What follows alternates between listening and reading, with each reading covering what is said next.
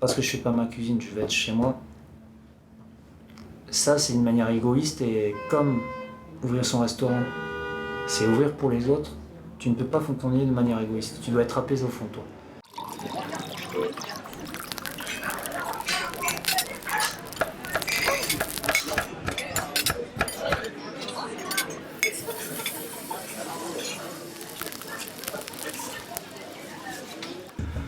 Non, en général, le produit principal, c'est toujours celui qui est exposé sur une carte. C'est en général le produit que le client a envie d'aller chercher et choisir de lui-même sur la carte. Qu'est-ce qu'on va apporter à ce produit en tant que garniture, en tant qu'histoire? Et l'histoire en général, c'est ce qui est à côté qui l'apporte. Donc il y a beaucoup de chefs qui se bloquent sur le produit principal, alors que la réelle question elle se pose, elle pourrait se poser à l'envers, de se dire le matin, qu'est-ce que je fais avec la carotte et la cardamome noire. Mais moi je serais plus à partie du coup de effacer totalement la garniture. Et du coup le fait qu'à la carte tu ne marques pas la garniture ou le produit, ça crée un dialogue. Tu apposes l'assiette, tu n'es pas obligé de tout expliquer.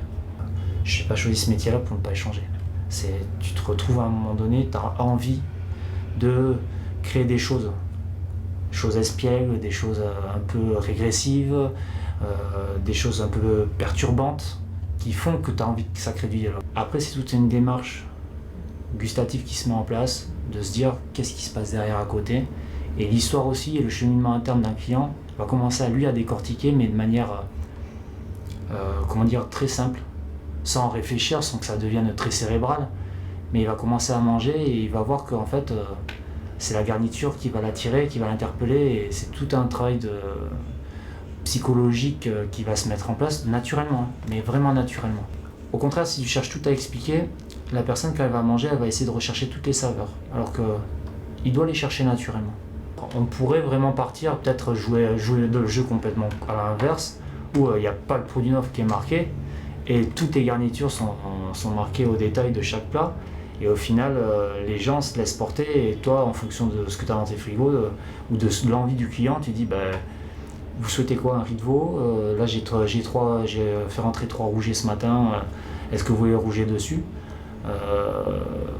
Peut-être qu'on pourrait le jouer aussi comme ça, le jeu.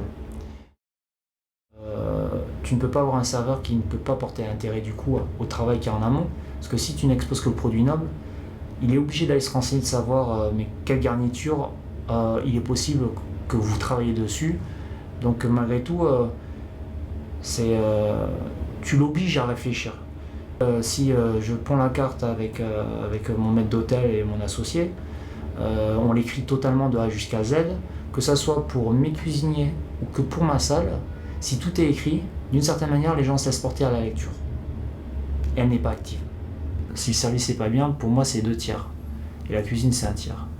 Si j'ai pas été à l'aise, alors que j'ai mangé une cuisine énorme, je suis pas persuadé que je revienne de suite. Je vais peut-être revenir d'ici 1 an pour me faire une idée. Alors que si le service est juste top et que je me sens super bien et que j'ai un bon contact avec ma salle, ou en plus le chef qui est agréable et tout ça, il suffit que la cuisine soit juste un cran en dessous, c'est pas grave, j'aurais envie de revenir et de voir l'évolution de la personne. Même quand il y a une carte, même s'il y a une carte, aujourd'hui je ferme la carte, je demande est-ce qu'il y a moyen que tu me fasses ce que tu veux. C'est la confiance qui doit amener la chose. Donc la confiance peut être amenée par la notoriété ou toutes ces choses-là. Si tu prends les exemples des anciens chefs, mais jamais d'avis sont partis sur des menus dégustation. Ils ont tous démarré à la carte et aujourd'hui les plus grands noms sont quasiment co-dégustation.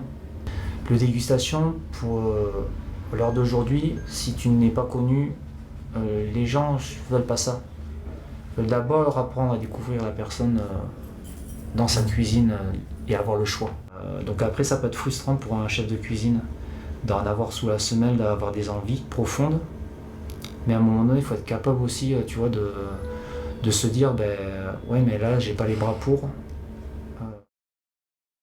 Ouvrir son restaurant, je pense que c'est un cheminement que chaque cuisinier doit avoir au fond de lui, qu'à un instant T, se concrétise par l'ouverture d'un restaurant. Est-ce que je suis vraiment allé au fond de moi, chez les autres, déjà, assez profond pour que j'aille encore plus loin? Parce que si je n'ai fait que gratter, peut-être qu'au final, quand je vais ouvrir, ça va me faire peur d'aller au fond de moi. Je t'avouerai que là, on est sur le projet d'ouvrir et que malgré tout, je suis pas serein tous les jours. Mais je suis vachement plus apaisé que si j'avais eu envie de le faire il y a 4-5 ans. Là, aujourd'hui, j'ouvre, j'ai beaucoup de personnes qui veulent retravailler avec moi, qui ont travaillé avec moi avant. C'est à un moment donné, tu arrives à former des gens, à avoir un discours que tu tiens depuis le début de ta vie de cuisinier. Tu passes par des maisons qui ne te plaisent pas parce que ça ne correspond pas à ton discours.